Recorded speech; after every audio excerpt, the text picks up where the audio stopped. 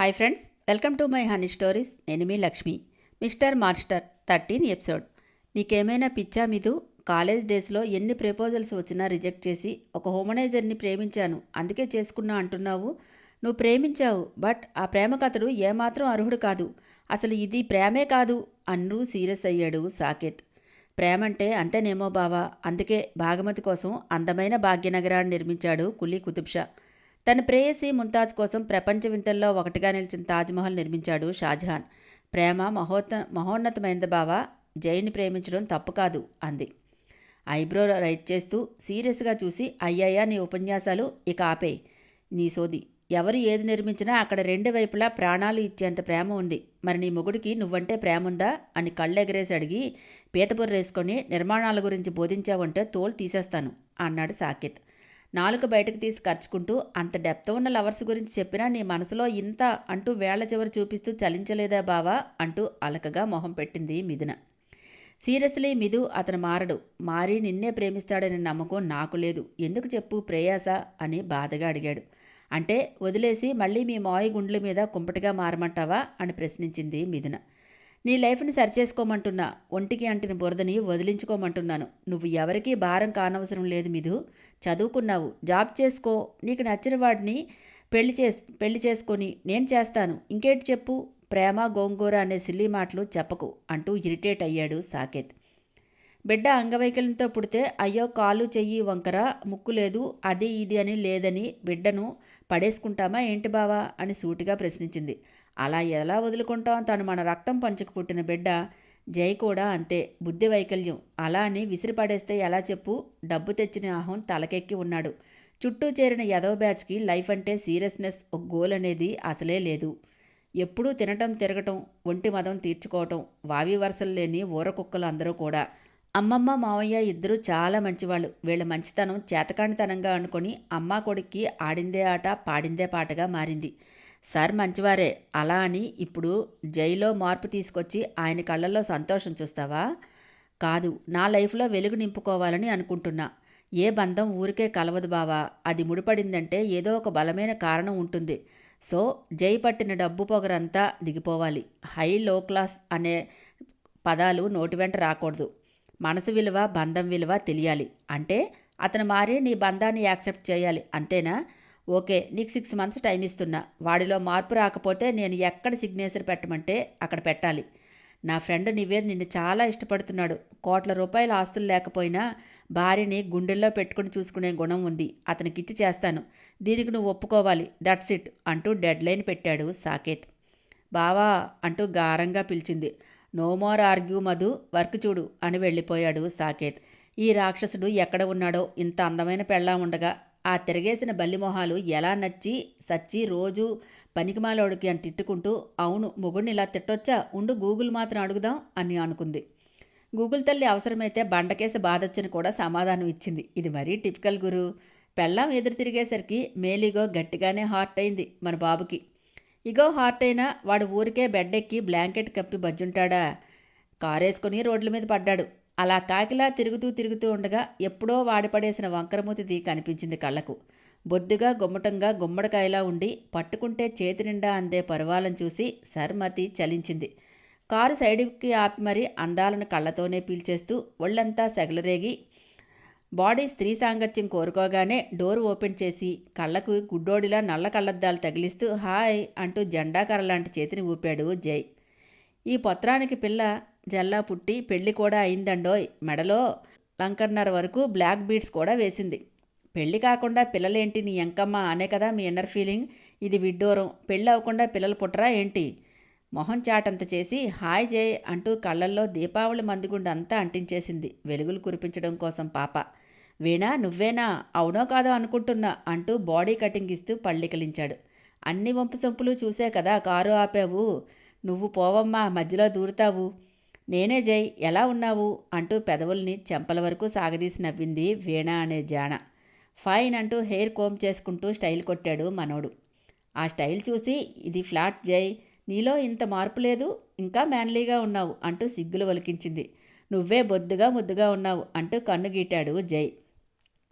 నీ కళ్ళకు కుక్క మిడ్డీ వేసినా మడోన్నల్లా కనిపిస్తుందిలే అంది ఇన్నర్ వాయిస్. జై కన్నుగీటగానే యూ నాటి, నీలో ఇంకా చిలిపితనం పోలేదు అంటూ బోండాం వానపాములా వంకర్లు తిరిగింది. చిలిపితనం ఎలా పోతుందో పెరుగుతుంది కానీ రా అలా అలా వెళ్ళి పిల్లగాలి పిలుచుకుని వద్దాం అన్నాడు జై. జై ఆఫర్కి లోలోన తీన్మారు ఆడుతూ చేతి వాచ్లో టైం చూసుకుని ఓన్లీ 3 hours అయితే ఓకే జై, అంతకంటే టైం అంటే నాకు వీలు పడదు అంది బొండాం పాపలాంటి వీణ. నిన్ను జొరడానికి నాకు ఆ టైం చాలే అనుకుంటూ ఓకే కమ్ అంటూ కారు దగ్గరికి వెళ్ళాడు జై.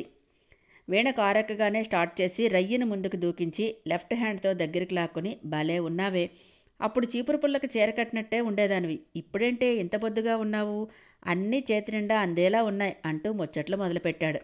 పొగడుకు జై అంటూ మరింత దగ్గరికి జరిగింది. ఎలా ఉందే నీ సంసారం, మీ ఆయన రసికుడేనా అని అడిగాడు. హా అంటూ ఇంత బారుగా దీర్ఘం తీసి, వాడు రసికుడైతే నాకు ఈ ఒళ్ళు ఎందుకు వస్తుంది, ఏదో పై అట్టా ఇట్టా చేసి గుర్రు పెట్టి నిద్రపోతాడు అంటూ నీలిగింది బోండం. బండతో కుమ్మేయాలి దీన్ని. అయితే డైలీ నైటే నేను నీకు గుర్తుకు వచ్చి ఉండాలే, వచ్చానా అంటూ రొమాంటిక్గా చూస్తూ అడిగాడు. కరెక్ట్గా గెస్ చేసావు జై అంటూ తెగ కులుకులు పోయింది. మన రొమాన్స్ డేస్ గుర్తుకున్నాయంటే నీకు, ఫామ్ హౌస్లో ఎంజాయ్ చేశాము అంటూ పాత రోజులు గుర్తు చేసి ఊరించాడు. బొండా ఒంట్లో నుంచి సెగలు పొగలు వచ్చి అబ్బా గుర్తు చేయకు జై, మనసంతా ఏదోలా అయిపోతుంది అని వగలిపోయింది. కారు ఒక అపార్ట్మెంట్ దగ్గర ఆగింది. డోర్ తీసుకుని దిగుతూ కమ్ అన్నాడు. ఇది ఎవరిది జై, సేఫ్గానే ఉంటుందా అని టెన్షన్గా అడిగింది. నీ కాపురానికి ఏ డోకా లేదే, రావే, నాదే ఫ్లాట్, మనం అస్తమానం కలవాలి కదా, హోటల్స్ అంటే డేంజర్ అని ఇది తీసుకున్నాను అని లిఫ్ట్ ఓపెన్ చేసి డోర్ తీశాడు. నువ్వు చాలా ఇంటెలిజెంట్ జై, నీలాంటి వాళ్ళని సుఖపెట్టాలి కదే, లేకపోతే ఎక్కువ స్ట్రెస్ తీసుకొని డిప్రెషన్లోకి వెళ్ళిపోతారు అంటూ కార్నర్ స్మైల్ ఇచ్చాడు. అబ్బబ్బా ఎంత సమాజ సేవ, నెవర్ ఆఫ్టర్ నెవర్ బిఫోర్ అనుకుంది అంతరాత్మ. లిఫ్ట్ దిగి ఫ్లాట్ డోర్ ఓపెన్ చేసి కమ్ అన్నాడు. లోపలికి వచ్చి రిచ్ లుక్తో ఉన్న ఫ్లాట్ని చూసి వావ్ ఆసం జై నీ ఫ్లాట్ అంటూ కప్పలా నోరు తెరిచి ఆశ్చర్యంగా కళ్ళను మూసి అదంతా చూసేసింది. ఫ్లాట్ ఆసం, నాతో రొమాన్స్ ఇంకా ఆసంగా ఉంటుందే, పద అంటూ బెడ్రూమ్లోకి తీసుకెళ్లాడు జై. ఏమైనా జై, నీ స్టేటస్ చాలా అమేజింగ్ యార్, నీ కాబోయే వైఫ్ మ్యాటర్లో నీ సెలక్షన్ అదిరిపోతుందనుకో అంటూ నవ్వింది. నువ్వు నీ క్రికెట్ కామెంటరీ యాప్ వెళ్తే బాగుంటుంది, నాకు ఇక్కడ బోల్డ్ పని ఉంది, సిగ్గు లేకుండా చూస్తున్నావు బాతుగుడ్లేసుకొని, నన్నే పొమ్మంటావు కదూ, నీకు మోత మోగించకపోతే వద్దులే, నా పేరు కూడా నీకు తెలుసు అనుకుంది ఇన్నర్ వాయిస్. హగ్ చేసుకుని బేబ్ ఎలా కావాలంటే అలా వాడుకో, నీలో ఫ్రస్ట్రేషన్ అంతా ఎగిరిపోవాలి దెబ్బకు అంటూ డ్రెస్ బ్యాక్ జిప్ తీశాడు జై. చేతిలో బ్యాక్ సైడ్కి పడేసి జై గట్టిగా హగ్ చేసుకుని నన్ను సాటిస్ఫై చేయి అంటూ బెడ్ మీదకి చేరింది. నువ్వు అడగాలేంటి, తప్పకుండా బేబ్ అంటూ ఇన్నర్తో సహా మొత్తం డ్రెస్ పీకి పక్కన పడేశాడు.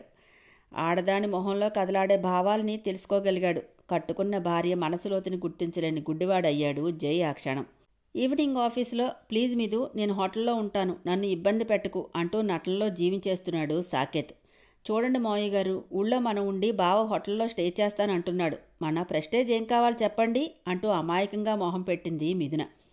నిజమే సాకేత్, మన ఇల్లు ఉండగా నువ్వు హోటల్లో ఉండడం ఏంటి చెప్పు, ఈ ప్రాజెక్ట్ అయ్యే వరకు మాతో పాటే ఉండాలి అన్నారు సారథి గారు.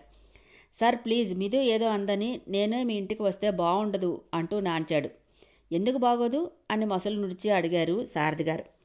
ఆడపిల్లనిచ్చిన ఇంటికి చుట్టం చూపుగా రావాలి, తనతో తన అత్తింట్లో ఉండటం సమంజసం కాదు, మా రిలేషన్ తెలిసి నలుగురు 4 రకాలుగా అనుకుంటారు అంటూ మెలిక వేశాడు. ఓస్ అంతేనా, అయితే నువ్వు నాకేమీ కాదు, అవును ఎవరు మీరు అంటూ నవ్వింది. ఇది కరెక్ట్, నువ్వు ఓన్లీ నాకు కావలసిన వాడు అంతే, మిథునకైతే ఏం కావు, ఇంట్లో ఆఫీసులో ఎవరికీ తెలియనివ్వద్దు, ఇప్పుడు ఓకేనా అని అడిగారు సారథి. తమ పాచిక పారిందని లోపలే తీన్మారాడుతూ సార్ తప్పదా, మరీ మొహమాట పెట్టేస్తున్నారు అంటూ ఇన్నోసెంట్గా చూశాడు సాకేత్. ఇంత మొహమాటం ఏంటయ్యా, పదండి అంటూ ముందుకు అడుగులు వేశారు సారథి గారు. కళ్ళని రోల్గా తిప్పుతూ వెనకే హచ్కుక్ పిల్ల ఫాలో చేశారు బావమరదళ్ళు. కారులో వెళ్తూ ఈరోజు నీ వల్ల నాకు వర్క్ భారం చాలా తగ్గింది సాకేత్ అని చెప్పారు సారథి. సార్ ఏమీ అనుకోనంటే నాతో ఒక చిన్న మాట, మీ అబ్బాయికి కొంచెం కొంచెం బాధ్యతల్ని అప్పచెప్పండి, లైఫ్లో ఎంజాయ్మెంట్ ఉండాలి, బట్ లైఫే అది కాదు కదా, ఇప్పుడు మ్యారేజ్ కూడా అయింది, ఎంత మెచ్యూర్డ్గా ఉండాలి అన్నాడు సాకేత్. నేను అదే ఆశపడుతున్నాను సాకేత్, నా మాట లక్ష్య పెట్టడం లేదు అని బాధపడ్డాడు సారథి.